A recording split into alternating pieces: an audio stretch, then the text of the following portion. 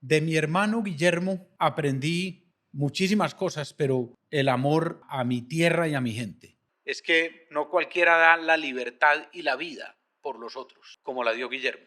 Yo estoy convencido de que Colombia necesita unidad, no más división. El presidente Petro se ha encargado de dividir más a Colombia cuando tenía que unirla.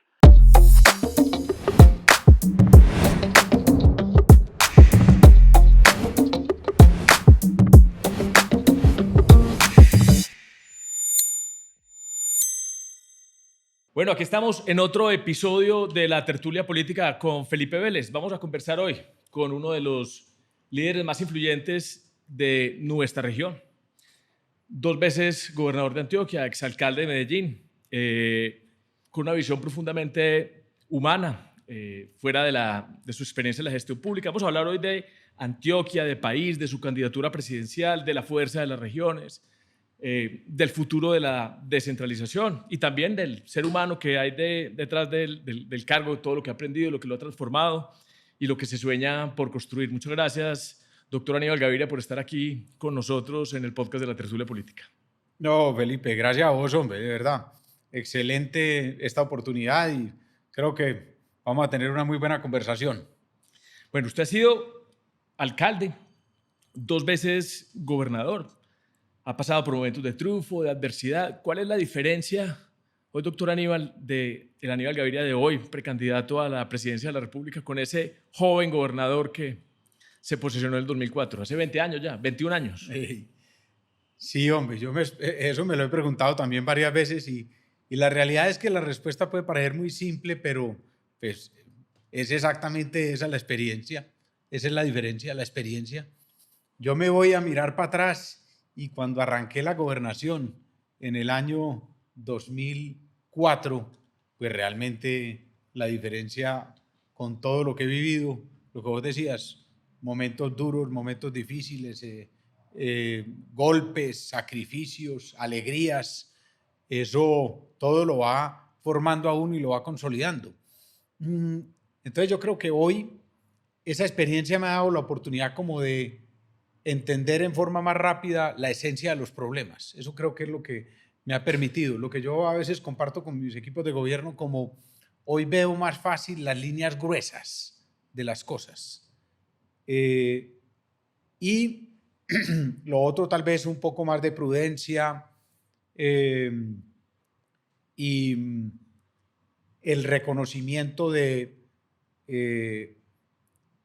el valor de aspectos que uno va reconociendo con esa experiencia, por ejemplo, la gradualidad, que hay que respetar el tamaño de los problemas.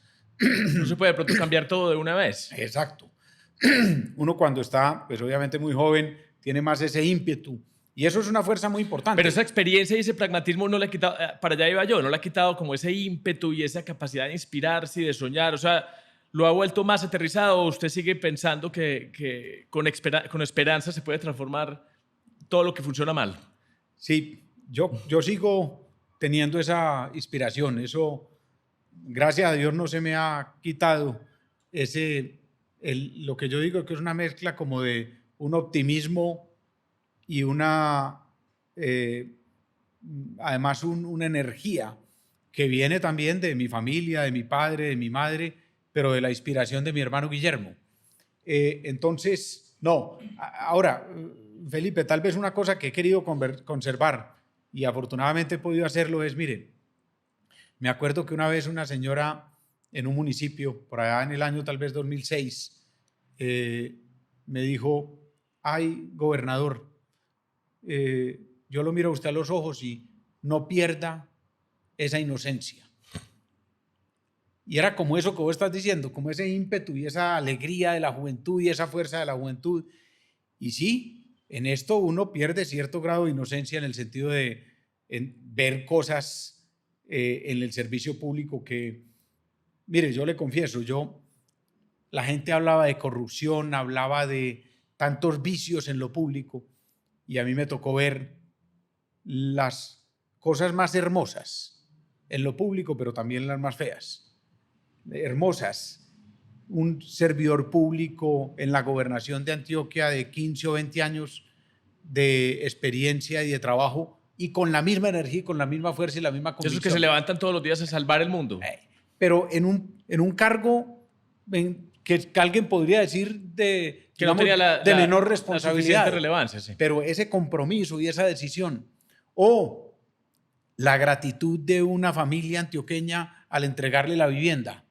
Una familia en el municipio de Jericó, por ejemplo, me acuerdo en forma impresionante, un padre, una madre y su pequeña hija, y en ese momento le entregamos no una vivienda nueva, pero el mejoramiento de la vivienda, y el mejoramiento había consistido en algo: la habitación para la niña, que no la tenían, porque antes vivían todos en una misma habitación, y esa alegría de esa familia. Entonces, ahí le puedo decir a esa señora eso fue en el 2006, hace 19 años, no he querido perder esa mística, esa inocencia que ella decía, que era como la fuerza, la energía del servicio público. Y eso lo hemos convertido, con los años lo convertimos en una frase, digamos, de campaña y de gobierno: la alegría de servir. Yo quiero parar en esas dos anécdotas para mencionar algo, y lo primero es que la gente dice, no, es que lo picó el bicho de la política. Y yo siento que el bicho de la política, más que ser un tema de cálculos y de participaciones electorales, que eso es bien complejo, mejor dicho, es la parte yo creo que más difícil. Lo que a uno lo enamora de la política es cuando uno siente lo que le pasó a usted con esa familia en Jericó, que uno puede transformar la vida de la gente, que uno tiene la capacidad de transformar la vida de la gente. Yo creo que eso es lo que hace que sea muy difícil salir de aquí. Y lo segundo, y es con lo que nos ha pasado en Medellín, que no solamente de la administración anterior, sino con gente que ha querido cambiar algunos procesos, y hay una gran fuerza de esas personas que trabajan en cargos de pronto que a veces uno siente que no son relevantes, que no dejan cambiar el rumbo. Y hay gente que viene con arbitrariedades a decir, no, vamos a cambiar este proceso, y gente que no deja cambiar lo que la gente recibe de instituciones como la alcaldía o la gobernación de Antioquia. A esa gente es muy importante hacerle un reconocimiento. Es que, Felipe, eso que vos estás diciendo, esa gente yo lo resumo y se resume en una palabra: las instituciones. Es que uno es el gobernador, el alcalde, el presidente, pero las instituciones son los miles y miles de antioqueños, de colombianos que las conforman y que las han conformado. O que como ciudadanos exigen seguir recibiendo algunos proyectos. Le pongo un ejemplo: Buen Comienzo, ¿cierto? Es casi que una exigencia que hace que ningún gobernante pueda cambiarlo. Entonces, lo que hace grande a un país son las instituciones. Y exactamente lo que decías: la interacción entre las instituciones y la sociedad. Que la sociedad es una forma, de alguna forma es parte de esas instituciones, y eso es lo que no ha dejado que este país se desbarate en estos 3 años. Completamente. Las instituciones, la institucionalidad. Mire, una de las cosas más importantes que tiene que hacer un líder, un presidente, un gobernante, es fortalecer las instituciones. Y eso para mí es trascendental. Y usted se pone a ver varios presidentes nuestros, no únicamente pero en la forma más grave, no han querido fortalecer las instituciones, porque cuando uno quiere fortalecerse uno como líder, como caudillo, está debilitando las instituciones. No, esto es fortaleciendo las instituciones. Esa es la herencia más grande que le puede dejar un gobernante. Unas instituciones más fortalecidas de como las encontró. Yo creo que quedó evidenciado lo importante que son las instituciones. Vea, usted ahorita mencionaba, y yo creo que en su historia siempre hay una huella muy fuerte de su familia, de su padre también, ¿cierto? De su hermano, que dejó una marca profunda, yo creo que en la historia reciente del país, no solamente por ese discurso de la no violencia, sino que también paradójicamente porque murió a manos de las FARC, de lo que tanto defendió. ¿Usted qué aprendió de ellos? O de alguno en especial sobre el poder, sobre el servicio y sobre la manera de entender lo público. Sí, de verdad. Ahora, yo creo que pues todos, y gracias a Dios, amamos nuestras familias, y yo creo que el núcleo familiar es algo muy importante y que hay que fortalecer enormemente. Yo tengo la virtud, la gratitud a Dios de la familia que me dio. Mi padre, mi madre, mis 7 hermanos, incluido Guillermo, hemos sido una familia muy unida. Entonces, digamos que, a ver, de mi hermano Guillermo aprendí muchísimas cosas, pero podría para tratar de resumir, compartir dos muy importantes. Uno, el amor a mi tierra y a mi gente. Es que no cualquiera da la libertad y la vida por los otros, como la dio Guillermo. Eso es de los más grandes. Eso es de figuras universales como el Mahatma Gandhi, como Martin Luther King. Guillermo estaba consciente de los riesgos que estaba corriendo. Algunas personas dicen que fue ingenuo y no, estaba absolutamente consciente. Por eso de una carta testamento, en donde dice, si yo soy secuestrado o soy asesinado, espero que Aníbal continúe construyendo la Antioquia nueva, más pacífica, más justa, más humana. Y usted era director en ese momento del periódico El Mundo. O sea, usted no estaba en lo público, ¿cierto? Yo era editor del periódico El Mundo y había acompañado a Guillermo mucho en su vida pública, en su vida como servidor público, pero estaba en otro escenario, pero de alguna manera Guillermo era consciente de ese riesgo y entonces aprendí el amor. Es que uno tiene que amar su tierra y tiene que amar su gente. Y para ser servidor público y buen servidor público, sí lo que tiene que hacer. Y de Guillermo aprendí también el valor enorme de la no violencia. Y cuando hablo de valor, hablo del valor que necesita para ejercer la no violencia y del valor que tiene para una sociedad.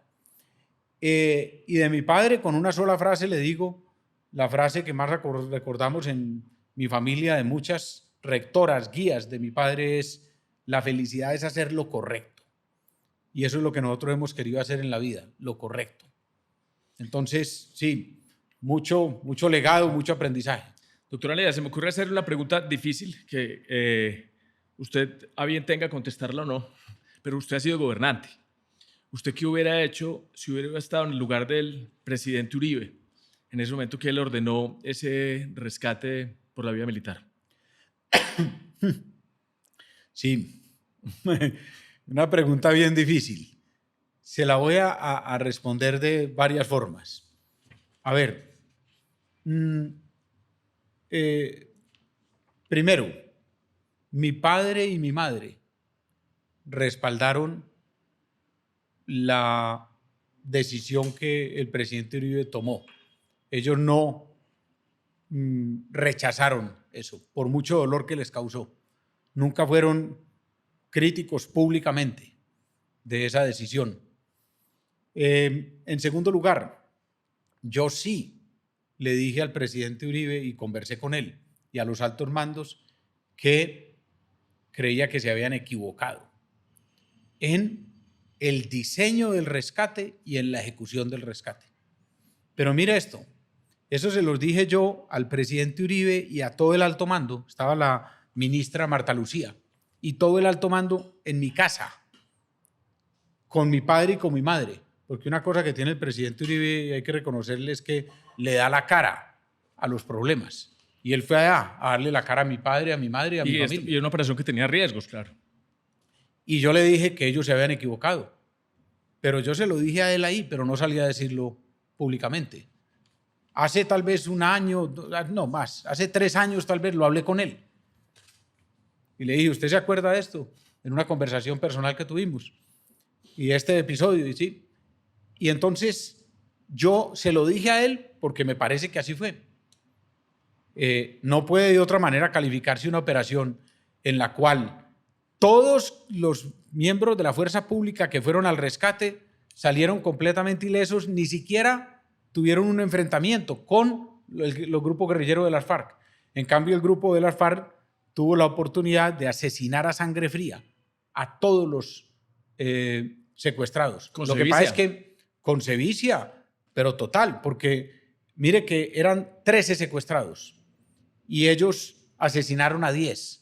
Los 3 que no murieron no fue porque no lo intentaron, sino porque los creyeron muertos. Pero ellos se devolvieron a darle un tiro de gracia. Claro, Felipe, ¿cierto? Cuando alias el paisa va en huida, le dice a varios guerrilleros, devuélvanse y remátelos. Y ahí fue donde remataron a varios que todavía estaban vivos. Pero estos 3 ya los dieron por muertos y entonces por eso se salvaron. Pero entonces, definitivamente, desde el punto de vista operacional militar, la operación fue un fracaso.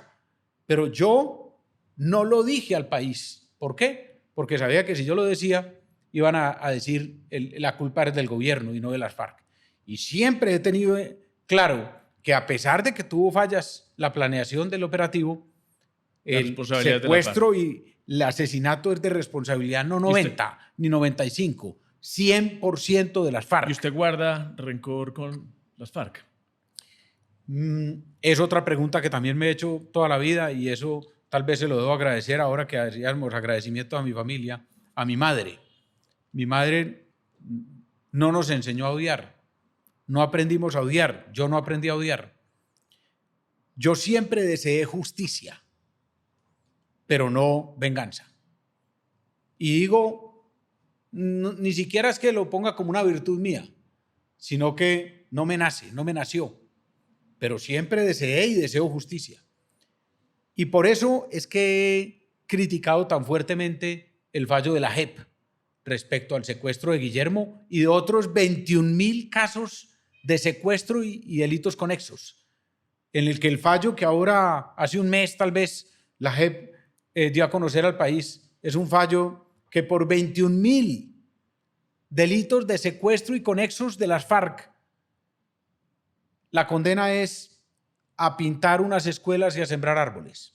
No, eso no puede ser. Yo creo que es una cosa completamente desproporcionada. Yo creo, doctor Aníbal, que es un muy mal precedente para las futuras generaciones, ¿cierto? Yo creo que es un irrespeto a lo importante que es la ley, el derecho a la vida que usted ha defendido tanto. Yo creo que ahí hay un error gravísimo que no amerita el costo tan grande que hemos pagado los colombianos por esa justicia, que le está dando la razón a los críticos de ese proceso de paz, que tal vez esa impunidad iba a ser un generador de nuevas violencias, como lo que estamos viviendo ahora en este país. Claro, totalmente. Es gravísimo ese fallo en términos de impunidad e injusticia, pero también, como lo has dicho, Felipe, en términos de precedente. Gravísimo. Por eso lo he condenado. Entonces, digamos que te respondo con eso, esa compleja pregunta. Creo que uno como gobernante, y yo también, como lo tuvo en ese momento el presidente Uribe, tiene decisiones muy complejas que no son de blanco y negro y que son decisiones con enormes riesgos. Y yo también he asumido esos riesgos en mi ejercicio como gobernador y como alcalde. Muchas gracias por respondernos. Bueno, entonces después de esa primera etapa como gobernador llegó la alcaldía de Medellín en 2012, ¿cierto? En un momento en que la ciudad venía consolidándose pues, en esas grandes transformaciones sociales, urbanas, que han pasado ya más de 10 años después de ese periodo. ¿Usted cómo ve hoy a Medellín? Le iba a decir gobernador, yo me quedé diciéndole usted gobernador. Hombre, no, yo creo que Medellín ha vivido unas experiencias muy intensas desde ese momento.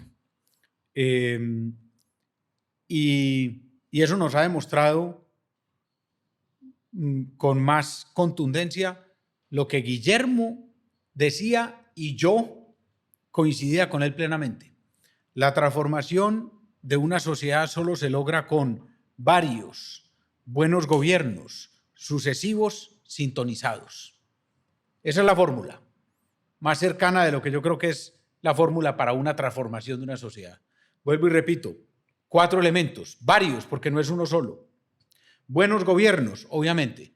Tienen que ser buenos gobiernos, pero desde un punto de vista científico, técnico, no de la autocalificación. Sucesivos, para que no se pierda esa continuidad, porque se pierde mucho valor. Y sintonizados, es la que más me gusta de todas, porque no quiere decir que sea la misma persona. Yo no había escuchado esa es nueva, la de sintonizados. No, es una fórmula que está casi que la hemos dicho desde la época de mi hermano Guillermo, desde el 2001, la hemos conformado porque él precisamente hablaba de los liderazgos colectivos que tienen que ver con eso, no de los liderazgos individuales mesiánicos. Entonces, ¿por qué sintonizados me gusta tanto? Porque no tiene que ser la misma persona, ni tiene que ser el mismo partido, ni tiene que ser ni siquiera el mismo grupo político, sino que haya sintonía. Y eso fue lo que pasó en Medellín, con los gobiernos, se lo digo con orgullo, de Sergio Fajardo. Cuando Sergio estaba en la alcaldía, yo estaba en la gobernación, de Alonso Salazar y después de Aníbal Gaviria. Ahí tiene usted 3 gobiernos con 12 años de sintonía y de trabajo conjunto. Después de Aníbal vino el gobierno primero de Fico Gutiérrez. Es un gobierno con el que yo tengo diferencias, pero también tenía una sintonía sobre elementos básicos.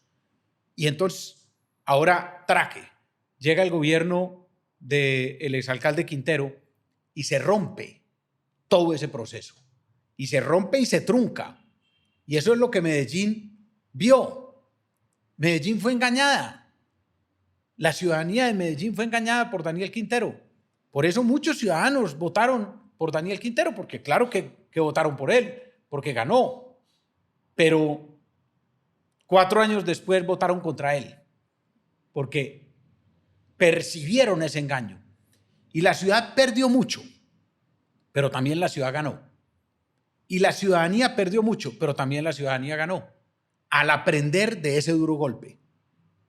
Y de cuánto vale ese ejercicio de varios buenos gobiernos sucesivos sintonizados que transformó a Medellín y que convirtió a Medellín de una ciudad paria a nivel global a un laboratorio de desarrollo urbano y de vida a nivel global.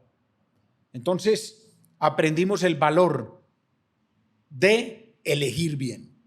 Y eso es lo que también estamos aprendiendo hoy en Colombia, y eso es lo que tenemos que hacer en el 2026. No podemos volver a caer en el error que caímos en Medellín y a caer en el error que caímos en Colombia.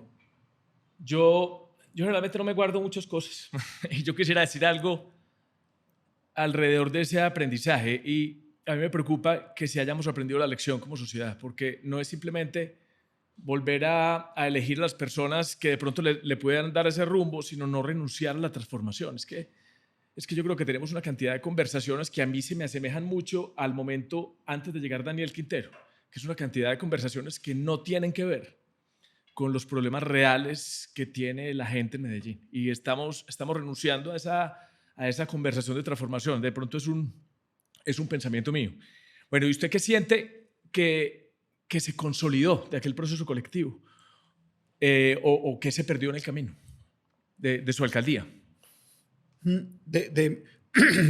Digamos, no solo de mi alcaldía, sino de esa continuidad que menciono, de esos varios gobiernos sucesivos sintonizados. Pues obviamente un tema que, mire, yo no lo menciono mucho porque es que es algo que debería ser inherente al servicio público. Pero ahora hay que mencionarlo, y hay que mencionarlo con franqueza, y se perdió un proceso de transparencia, un proceso de gobierno de cara a los ciudadanos, un proceso de gobierno con altos niveles de participación y de veeduría ciudadana. Se perdió, en mi concepto, algo que es gravísimo, y es un respeto por los ciudadanos y un respeto por las instituciones, un respeto por el trabajo entre lo público, lo privado, la academia, algo que en Antioquia había sido, y en Medellín, bien importante en los últimos años, y que se rompió completamente. Se destruyó la confianza. Uno no tiene que decir que es que todo ha sido perfecto, que el ejercicio de responsabilidad social de la empresa privada en Antioquia ha sido perfecto. No, ha habido cosas muy buenas, pero ha faltado mucho, hay vacíos. Pero romper eso completamente fue gravísimo, porque ahí hay un valor muy grande, el trabajo de la universidad, de la empresa privada, del sector público en forma conjunta. Y por supuesto también se perdió el hilo de muchos programas y proyectos, hablando en forma más concreta. En los gobiernos de Sergio Fajardo, de Alonso Salazar y de Aníbal Gaviria, hay los conductores enormes. Por ejemplo, yo le recibí a Alonso el tranvía de Ayacucho en diseños y con la financiación establecida. Y yo no paré un segundo a mirar, a frenar, no. Y por eso pudimos entregarlo al final del gobierno. Porque uno tiene que construir sobre lo construido, no destruir lo construido, que es lo que hizo el gobierno de Quintero en Medellín y lo que hace el gobierno de Petro en Colombia. Entonces, el tema de las UAS, las unidades de vía articulada, que son un referente de Medellín para Colombia y para el mundo, completamente frenado y echado a la basura. Los programas de Buen Comienzo de Medellín Solidaria, programas de alguna manera referentes mundiales. Entonces, sí, ese rompimiento en materia de obras, de proyectos, de programas, pero fundamentalmente de valores y de filosofía de gobierno, es el que creo que más daño le hizo a la ciudad y sobre el que más tenemos que reflexionar. Yo quería hablar de un proyecto en específico y es Parques del Río. Y no para desviarnos, sino que con usted aquí al frente y hablando del tema de Medellín, me gustaría mucho hablar de Parques del Río, porque nosotros seguimos insistiendo en lo importante que es para Medellín darle la cara al río. Es un proyecto que de pronto ha generado cierta controversia, pero usted no siente que es un proceso que también se frenó en el gobierno de Quintero. Tal vez se intentó revivir ese proyecto de Parques del Río Norte, pero más como un discurso electoral, y está ahora en el plan de desarrollo de Federico, pero más como un espacio público, pero no comprende todas esas externalidades de vivienda alrededor de ese espacio público que se genera alrededor del río y tener un río limpio y que, no sé, cuando yo lo hablaba ahorita un poquito como el tema de transformación, ese proyecto de Parques del Río que era tan de su corazón. No, Felipe, ahí sí le digo, nos pasamos toda la parte que nos falta de la conversación, pero es apasionante. Pero además, miremoslo desde el punto de vista, vámonos llevando desde un punto de vista macro y después lo llevamos al punto de vista más detallado. Primero, el proyecto de Parques del Río nace de un elemento básico y es el valor estratégico, el valor conceptual, filosófico, fisiológico del agua, ambiental. Es que Parques del Río, no solo Parques del Río Medellín, sino Parques del Río Antioquia, que lo extrapolamos en la gobernación a municipios medianos, municipios pequeños, porque esto no tiene escala. Es la recuperación, es la potenciación, es la conservación de todos los ríos de Colombia y muy especialmente de los ríos más contaminados, que son los ríos urbanos. Eso tiene un valor enorme desde el punto de vista del respeto, el cuidado holístico de la vida, pero también de la transformación urbana.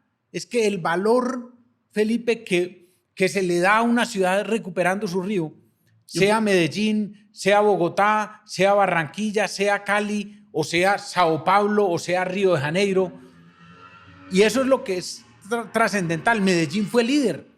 Hoy tú ves el programa de el alcalde Char en Barranquilla con el río Magdalena, el malecón, pero eso fue un hijo de Parques del Río. Ves el programa en el Sinú, en la ronda del Sinú, un hijo de Parques del Río. Marcamos una ruta para Colombia y eso es un gran orgullo, lo digo con franqueza, y eso es algo que haría yo desde la presidencia de la República. Un gran programa para la recuperación de los ríos urbanos. Yo creo que es una responsabilidad inclusive con las próximas generaciones desde lo ambiental, o sea que les tenemos que dejar un mejor mundo del que nosotros recibimos. Absolutamente, y ese tema tiene una columna vertebral que es el agua. Es que el agua es la esencia de la vida, es el centro de la vida. Entonces, por un lado, pero mira, las 4 dimensiones, Felipe, entonces bajando de lo macro a lo micro, que hablábamos de Parques del Río. Ese es un proyecto de conservación, recuperación, potenciación ambiental, la recuperación del río. Pero 2, es un proyecto de movilidad urbana, porque es un proyecto estructural para el mejoramiento de la movilidad. Y algunos porque pues obviamente hay de todo en esta análisis de los temas públicos, algunos me han dicho, pero mire, es gobernador o exalcalde o Aníbal, pero mire, usted pasa por Parques del Río y sí, muy bien, pero al kilómetro ya tiene un taco. Claro, porque no se ha hecho lo que sigue. Eso es que Parques del Río no es ese. Y se habla de unas autopistas de segundo piso. No es que Parques del Río comprendía soterrarlo y al soterrarse generaba un gran espacio público alrededor de ese río limpio y eso iba a habilitar una cantidad de espacios también para unos temas de vivienda. O sea, es que yo creo que... Los segundos pisos son exactamente lo contrario de la filosofía urbana al soterrado. Los segundos pisos van los carros por encima y por debajo el deterioro del espacio público. Y de la calidad del aire. O sea, Y- nosotros tenemos que pensar en Y en cambio aquí en el larguísimo soterramos, plazo. va la movilidad por debajo y va una movilidad completamente eficiente. Mire usted, cuando pasa por Parques del Río, mucha gente me dice, y eso es con orgullo, usted parece que está en otra ciudad. Pasa de 4 a Parece 8 que- carriles y- cada lado. Entonces, proyecto de recuperación ambiental, proyecto de movilidad, proyecto de espacio público. Creamos espacio público y espacio público de la mayor calidad. Hoy, ¿cuántos eventos de todo tipo se hacen en Parques del Río? Eventos, pero además de eso, la gente está continuamente apropiando ese espacio. Pero estamos hablando únicamente de uno de los más de 15 parques que están diseñados a lo largo del río como parques del río, porque es que por eso es en plural, parques del río. Este es uno, y este es otro, y este es otro.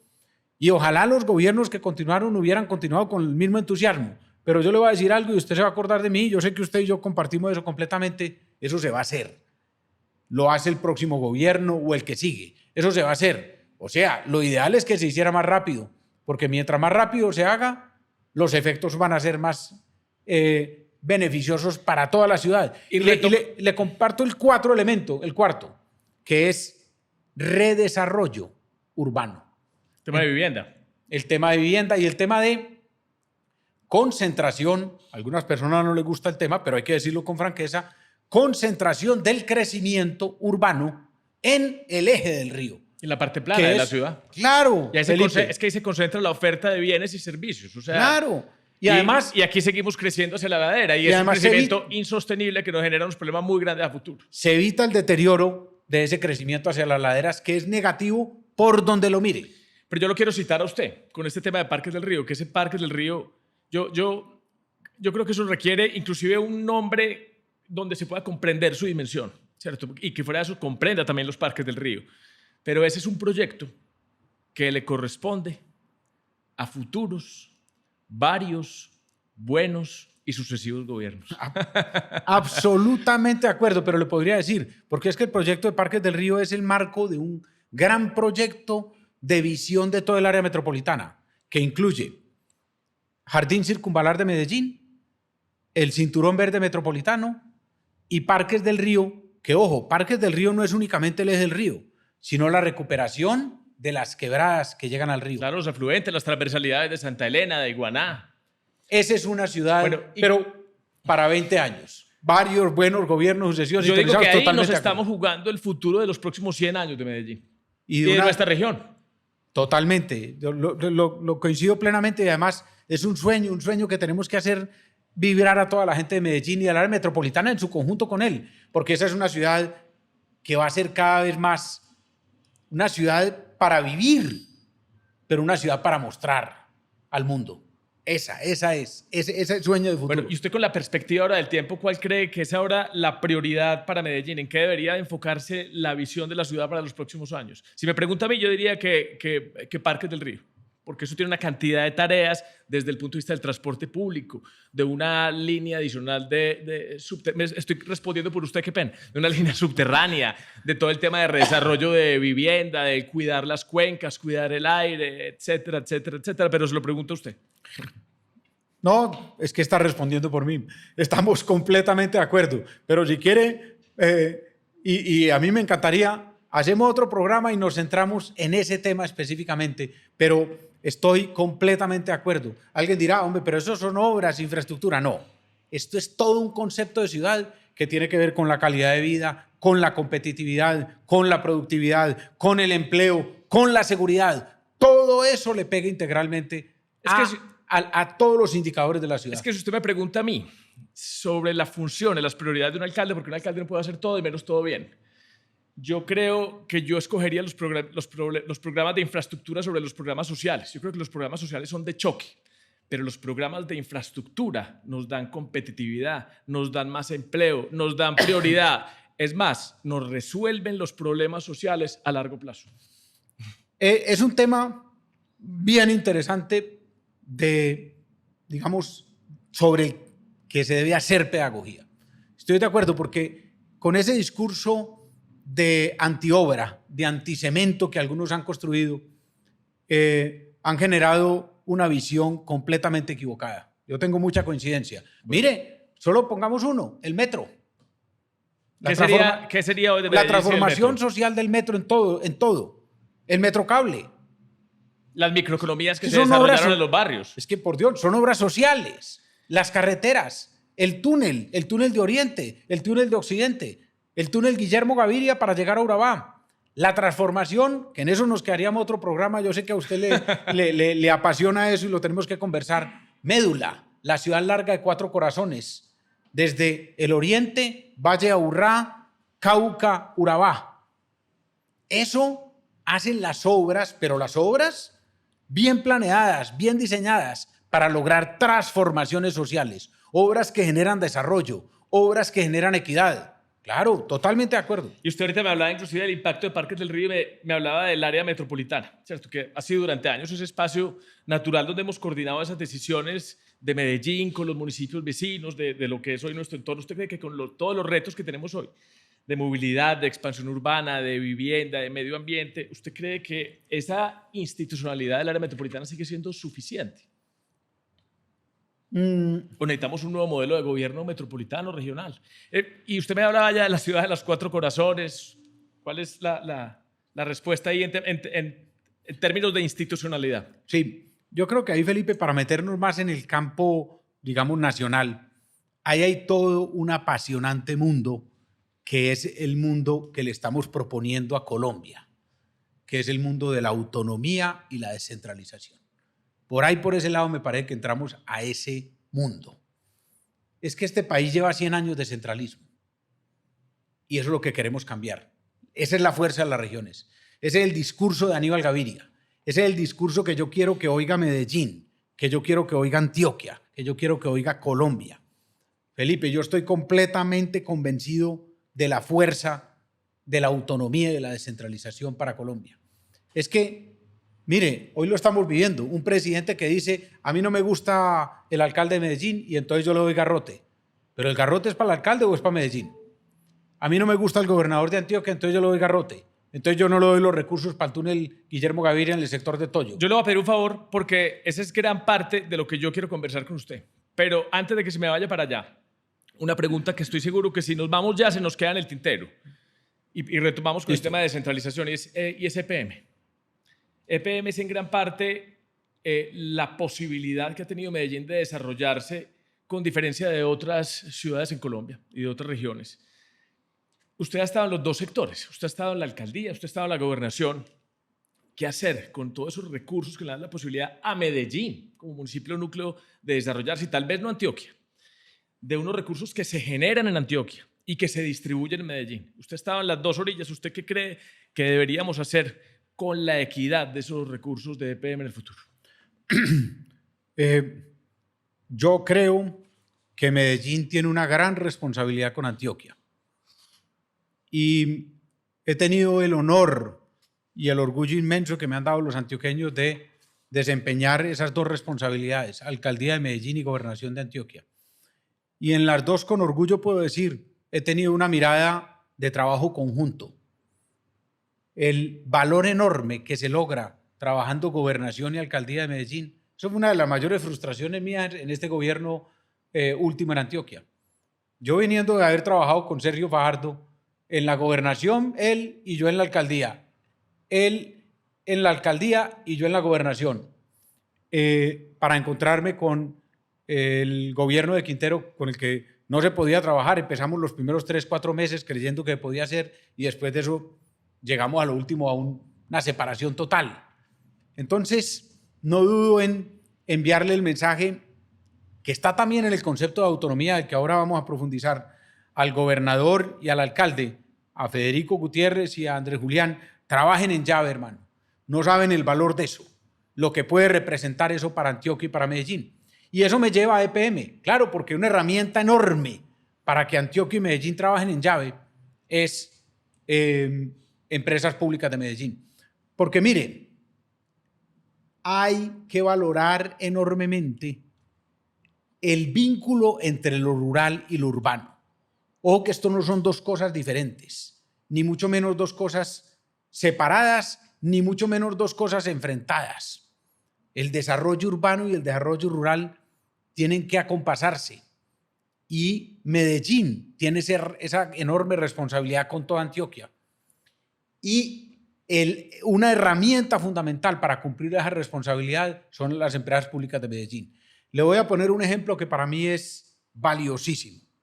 El túnel Guillermo Gaviria Echeverry que atraviesa el Boquerón de Toyo. O sea, el que se conoce coloquialmente como el túnel del Toyo. El túnel de Toyo, que digo orgullosamente lleva el nombre de mi padre porque fue el que lo visionó hace 70 años. Y ojo, quiero hacer una observación para que no faltaba más. Ese nombre lo puse yo. Cuando llegué a la gobernación, el nombre lo tenía. ¿Por qué? Porque era un nombre que venía de presidencias, de gobernaciones y de alcaldías anteriores.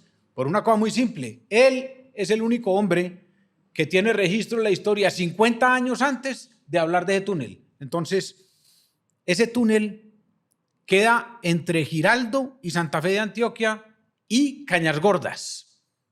Y alguien dice, ¿y por qué Medellín invirtió allí?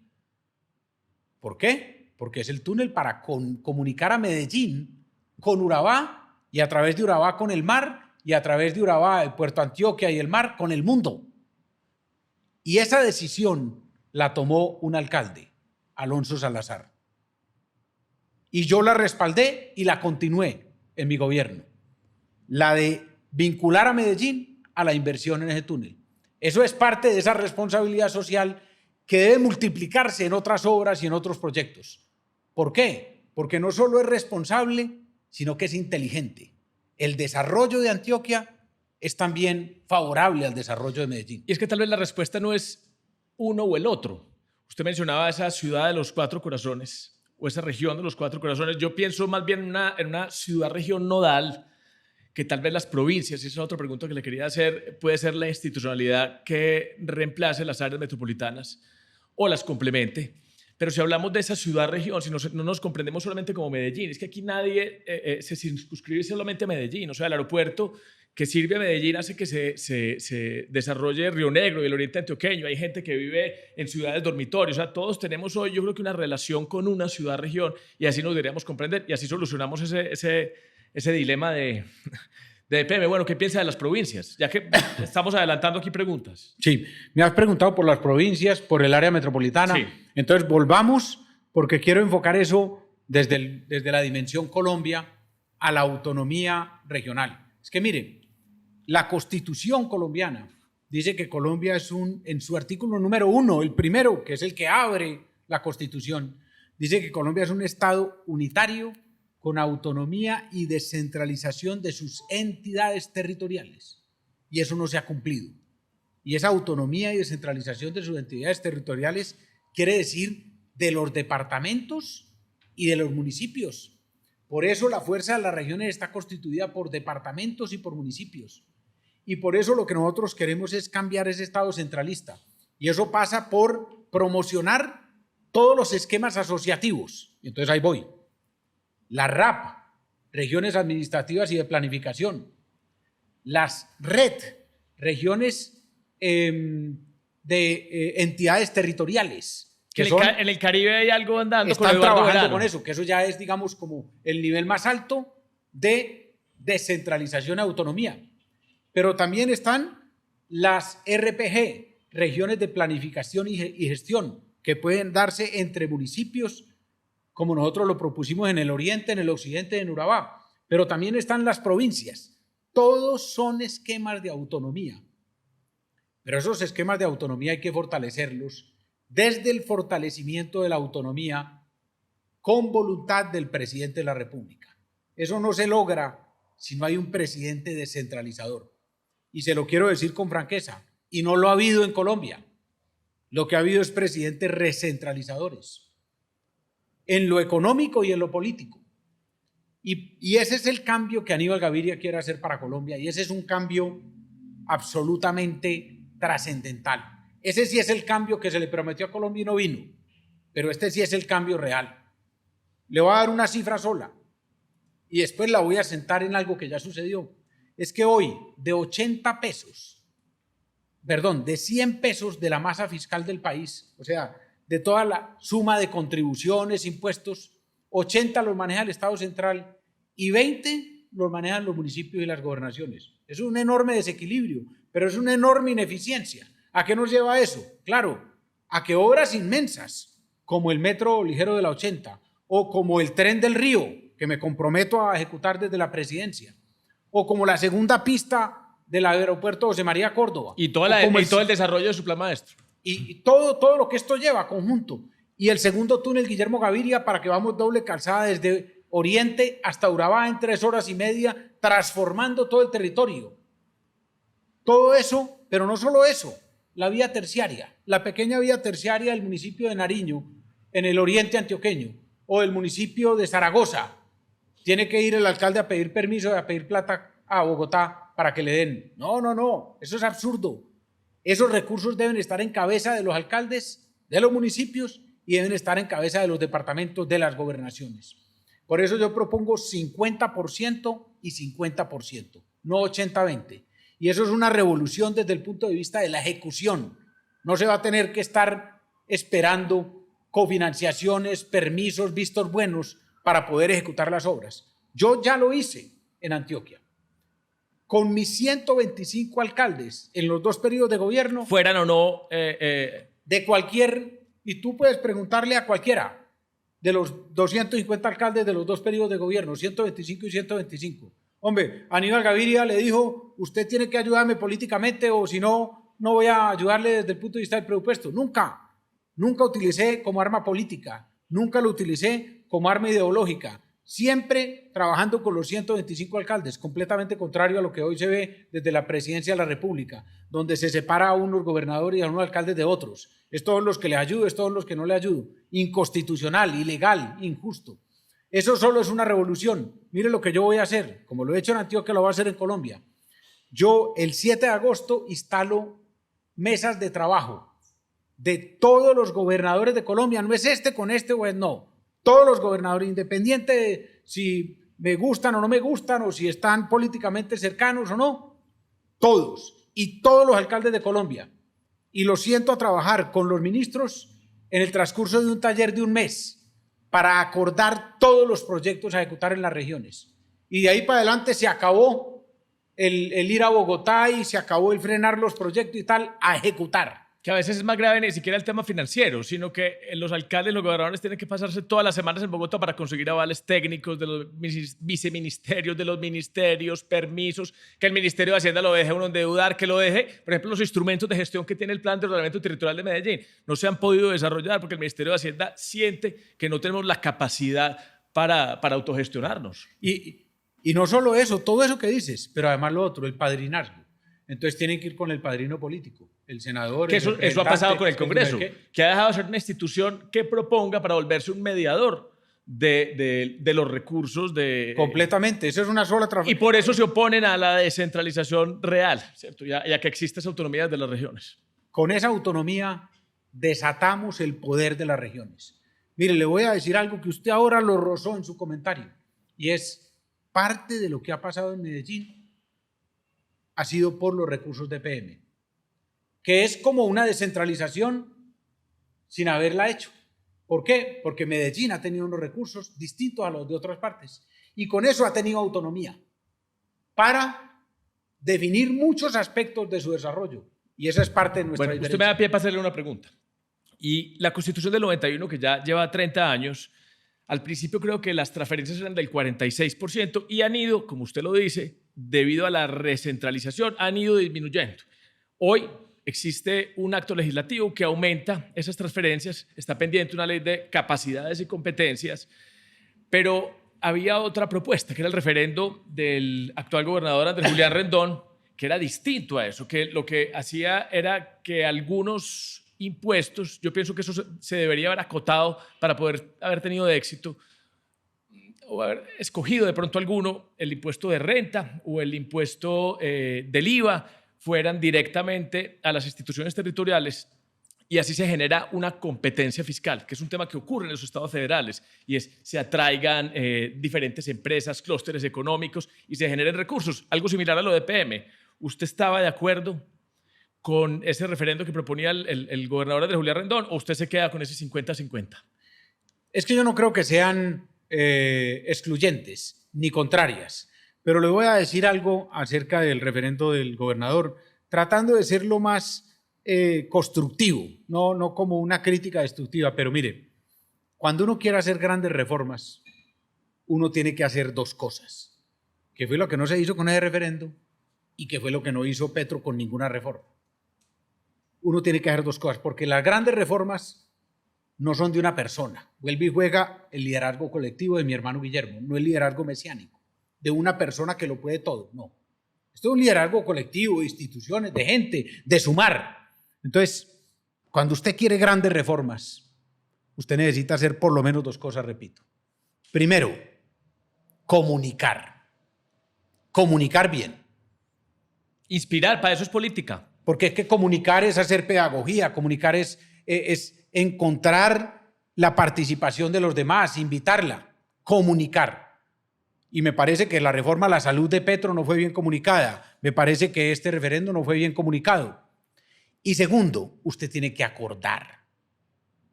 Usted tiene que acordar con actores. Yo no puedo hacer una reforma a la salud, contra el sector de la salud. Yo no puedo hacer una reforma agraria contra los campesinos, contra el sector transporte, contra los empresarios del agro, contra la agroindustria. Yo tengo que conversar con ellos. Ojo, no es dejarse imponer intereses, pero sí es conversar. Entonces, yo creo que a ese referendo le faltó eso. Pero no es que yo lo crea, es que increíblemente lo que vio el país es que el referendo se cayó en el Congreso porque no tuvo los votos del Centro Democrático, el partido del cual es el gobernador. ¿Por qué? Porque no hubo comunicación con el partido y porque no hubo acuerdo con el partido. Porque el partido Centro Democrático, por lo que he entendido yo de las informaciones que se han dado posteriormente, tenía dudas sobre algunos aspectos trascendentales de ese referendo. Entonces, hombre, comunicación y acuerdos, alianzas para lograr las grandes transformaciones. Véase la película de Lincoln sobre la pequeñita transformación que él logró en Estados Unidos, acabar con la esclavitud. ¿Cómo lo hizo? A las patadas, imponiendo o dialogando, conversando y haciendo acuerdos. Un hombre del tamaño y de la dimensión de Lincoln.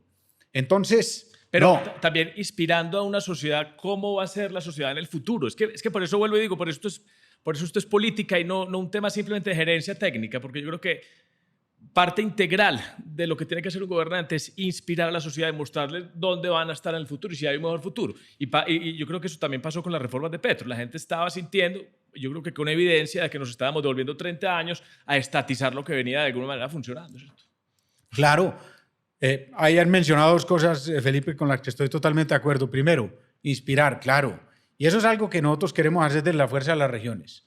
Mire, nosotros sabemos que en este debate hay que hablar del gobierno actual, de las falencias del gobierno. El presidente Petro no se puede desconocer, mantiene imponiendo la agenda. ¿Por qué? Por su espectacularidad, por su modelo escandaloso, porque provoca, porque continuamente está provocando. Él no está gobernando, él está provocando. Pero yo lo invito al máximo a que no caigamos en eso. ¿Por qué? Porque lo que necesitamos es decirle a la gente que hay futuro, que vamos a construir el futuro juntos, que hay esperanza, que hay optimismo. Inspirar a los colombianos en un sueño de Colombia. Y ese sueño está ligado a esa descentralización y a esa autonomía, porque Colombia se transforma desde las regiones, con la fuerza de las regiones, con la creatividad de las regiones, con la identidad de las regiones. Entonces, inspiración es un tema absolutamente trascendental para cambiar la agenda, para decirle a la gente que sí hay esperanza, que no nos quedemos en la visión negativa que a toda hora nos quiere mostrar el presidente Petro. El presidente Petro desafortunadamente avanzó cada vez más a medida que avanzaba su gobierno en una espiral de pesimismo y de división. Entonces el país está sumido en eso. No, vamos para adelante, vamos a sacar al país adelante, entre todos. Y ese es el segundo punto, unidad. Nosotros empezamos este ejercicio, doctor Aníbal, hace casi un año, precisamente por lo mismo, para quitar esa agenda, que inclusive, por eso hablamos de lo que propone el presidente Petro, porque es que inclusive nos ponen unos riesgos gravísimos con lo que sucede ahorita con Estados Unidos. Entonces, ¿cómo no hablar de ello, cierto? O cómo escoge entre sus candidatos presidenciales a ese personaje que se robó a Medellín. Entonces, de alguna manera u otra nos pone a hablar de sus temas, pero necesitamos es que el país se inspire con una nueva visión y hablar con estas personas que quieren ocupar estos cargos de liderazgo para que la gente conozca cuáles son esas propuestas. Usted nos ha hablado de la fuerza de las regiones, de darle de pronto peso a las regiones, de hablar de descentralización. Cuénteme y hablemos un poquito. Aquí estuvo Juan Guillermo Zuluaga, que hace parte de esa coalición. ¿Cuál va a ser entonces el mecanismo que van a escoger para definir el candidato? Sí, Felipe, eso me da la oportunidad de hablar del otro gran pilar de la fuerza de las regiones. Ahora mencionaba descentralización, autonomía, convencidos de eso. Esa es la transformación de Colombia, esa es la fuerza, no solo en los departamentos, sino en los municipios, que cada municipio tenga, porque hicimos la descentralización política, pero nos quedamos en la mitad. Elección popular de alcalde y gobernadores. Yo quiero decirle a todos los que nos siguen, Felipe, ¿qué tal que hoy el presidente de la República designara a todos los gobernadores y alcaldes de Colombia, como lo hacía hace 40 años? Estábamos muchísimo peor. Hoy en buena medida la democracia lo sostiene la elección popular de alcaldes. La democracia nos salvó, sí. Pero necesitamos dar el salto, que no solo sea la elección popular, sino que sean alcaldías fortalecidas con recursos. Y es que eso lo ha reconocido Humberto de la Calle. Humberto de la Calle, que fue, digamos, el ministro de gobierno que llevó adelante la Asamblea Constituyente. Él decía que había un problema con el Consejo de Estado, que había que terminar la discusión en una fecha específica, porque si no había riesgos de que no pasara las formalidades. Y había mucha gente en contra de esa Asamblea Constituyente y que eso fue una tarea que quedó pendiente. Entonces descentralizaron y a los departamentos no los dejaron la capacidad de gestionar sin les dieron recursos. A los municipios sí. Les dejaron el predial, la industria y comercio, y a los departamentos no les dejaron otra. Quedó en mitad del camino, pero la vamos a hacer. Y el segundo elemento entonces que quería hablar es la unidad. Mire, nosotros estamos convencidos, y yo estoy convencido de que Colombia necesita unidad, no más división. El presidente Petro se ha encargado de dividir más a Colombia cuando tenía que unirla. El presidente dice también la Constitución, es el símbolo de la unidad nacional, pero Petro es el símbolo de la división.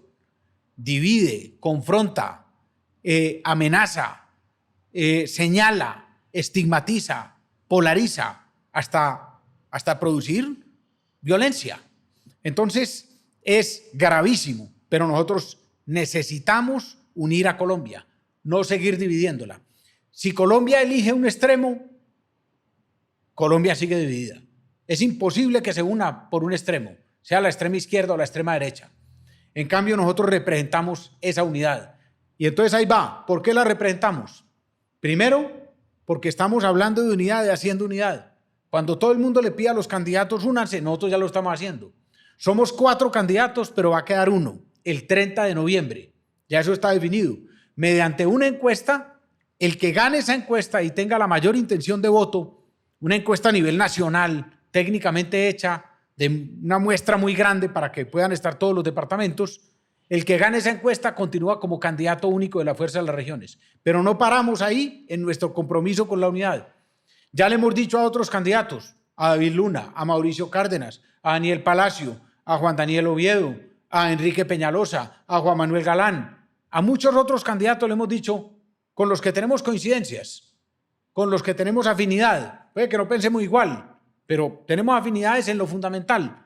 Midámonos el 8 de marzo y que de ahí salga un candidato único a la presidencia de la República. Entonces, unidad es lo que necesita Colombia y es lo que le estamos ofreciendo a Colombia para finalmente, Felipe, atacar los 3 más graves problemas de Colombia.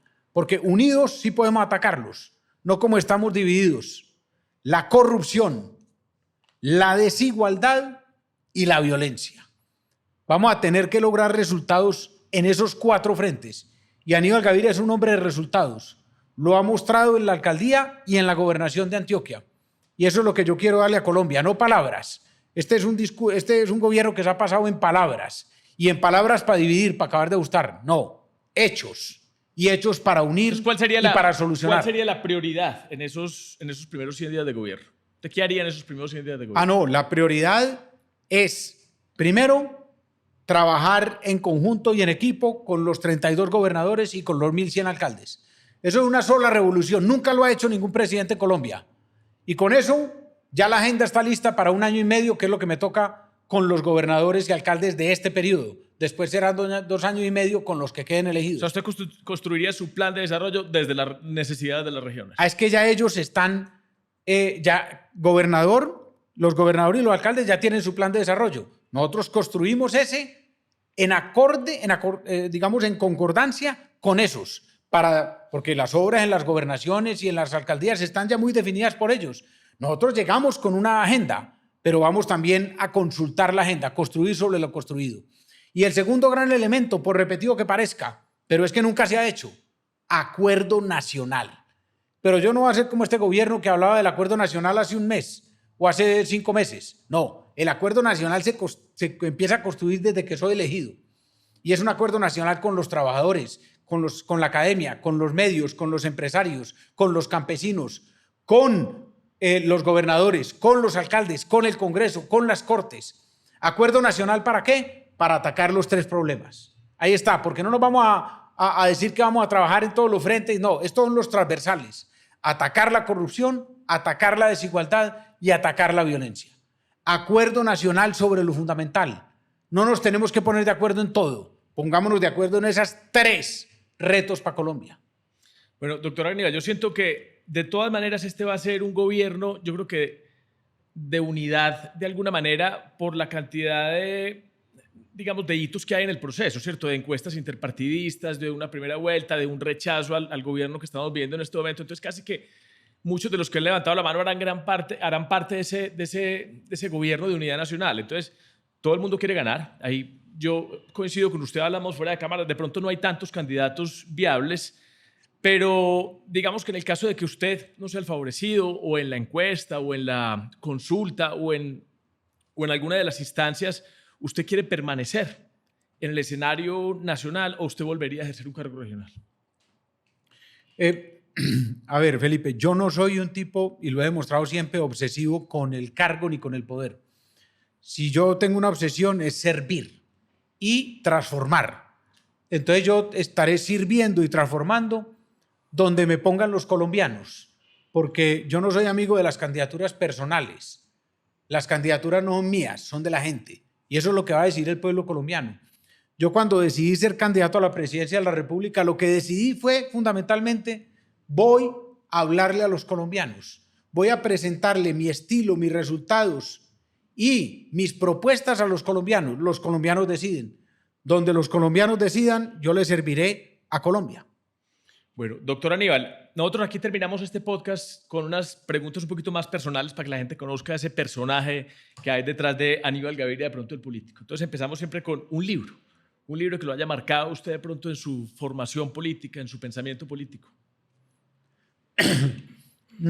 Pues a ver, esta respuesta la voy a tener que dar con el corazón, porque ya me han dicho los asesores, hombre, no digas el libro porque es... Aquí se puede decir de todo, digamos. No, es que este es demasiado simple, demasiado sencillo, casi que dirían teledirigido. A mí, el libro es 100 años de soledad, porque es que es la magia de Colombia, el orgullo de Colombia, pero también es la historia de Colombia, pero también es la esperanza de Colombia. Entonces, no me puedo salir de ahí. ¿Le gustó la película? La serie, perdón. Sí. Sí, me pareció bien hecha, buena factura, pero no sé, a mí sí me pasa muchas veces que... Mejor la imaginación del libro. Yo casi en todas las ocasiones, cuando paso de libro a película, me quedo con el libro. Bueno, y una canción que lo identifique o lo acompañe en esos momentos más importantes de su vida. Pues hombre, es que son muy de la familia. Esas son las que queremos saber. La piragua de Guillermo Cubillos. Porque la ponían en viaje familiar viaje familiar, en diciembre, en Año Nuevo, y como mi padre Guillermo y mi hermano Guillermo, entonces era un nombre muy sonoro para nosotros. Bueno, y el lugar de Colombia que más le guste. Pero un candidato presidencial lo ponen en una muy berraca con eso. No, yo le voy a poner una fácil, que no sea de Antioquia. Sí. Mire, hay un sitio de Colombia que, bueno, hay tantos que es impresionante porque otra vez, la fuerza de la región es la diversidad, pero el Valle del Cocora, la palma de cera en su máxima expresión, el árbol nacional, eso es Y además que uno llega majestuoso. y además uno llega con hambre y una trucha, Una así, un trucha, patacón de ese ay, tamaño. ay, Bueno, ¿y dónde siente que lo quieren más ahora que empezó a recorrer a Colombia, fuera de Antioquia? Porque ese tema de las regiones hace que haya que hacer un ejercicio grande de reconocimiento en todo Colombia. ¿Dónde siente que lo quieren más fuera de Antioquia? Le voy a responder con una que puede sonar un poquito soberbia, pero, hombre, yo he tenido una virtud, una bendición de Dios. En todas partes donde voy, no es que todo el mundo me conozca, que no me las va a tirar pues pero la gente que me conoce me aprecia. Entonces es una cosa que agradezco enormemente. Digo, también tengo que reconocer, he trabajado para ello porque lo que he hecho lo he hecho con limpieza, con transparencia, y creo que la gente ha tomado eso. Así como la señora del 2006 aquí en Antioquia que le decía, no pierda su inocencia, lo miro a sus ojos y veo transparencia. Creo que la gente ha visto eso y quiero seguir teniéndolo. Entonces, no podría decir un lugar de Colombia porque, como decía en Las Dos Palmas, Manuel Mejía, es la tierra éramos nosotros. El colombiano es la tierra. Y entonces yo no puedo decir este sector, sino el colombiano me ha recibido bien en toda Colombia. Bueno, y si usted pudiera hablar hoy con ese Aníbal Gaviria que comenzó en la política hace 20 años, ¿qué le diría? ¿Qué consejo le daría?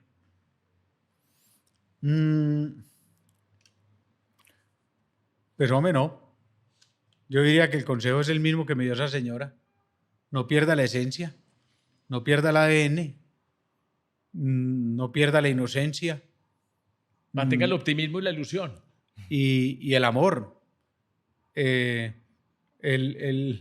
Hay una frase de Jesús que creo que está en uno de los evangelistas, no sé si es en Juan, que dice, háganlo todo con amor. Y creo que eso es una ruta de vida. Entonces, seguir haciendo las cosas con amor. Bueno, y la última, ¿qué país le quisiera dejar usted a sus hijos? Mire, hay una cosa que me haría largo, pero el discurso de la vida es el discurso de Aníbal Gaviria. Petro lo tomó hace 4 o 5 años, pero el discurso de la vida, del respeto por la vida, de la valoración de la vida, en la honra de la vida, en forma holística, ha sido nuestro discurso todo mi vida como servidor público. El primer gobierno, Antioquia no es un hogar para la vida. El segundo gobierno en Medellín, Medellín todos por la vida. El tercer gobierno ya en Antioquia, unidos por la vida.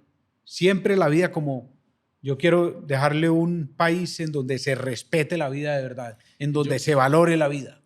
Yo he dicho algo ya esto en algunos episodios de aquí hacia atrás y que la vida de Miguel Uribe Turbay es la última que se pierde por querer transformar la vida de los colombianos. Eso coincidimos mucho, Felipe. No podemos volver a asistir a un dolor de esos. Eso es lo que yo no quiero para Colombia. Eso es lo que yo quiero cambiar y transformar. Ahora me hablaba usted de mi hermano Guillermo y del legado. Y yo digo, yo no quería, no odié, no quise venganza, quise justicia. Pero lo que más quiero es no repetición. No quiero que los colombianos sigan teniendo el dolor que yo tuve, el dolor que miles han tenido de ver desaparecer un ser querido, un cercano, un amigo por la violencia. Eso es lo primero que Colombia tiene que enfrentar y tiene que lograr. Aníbal, muchas gracias por estar aquí con nosotros. Conversamos muy bueno. Mucha suerte y mucha fuerza en todo lo que se viene. Muchas gracias. Un abrazo. Gracias, Felipe.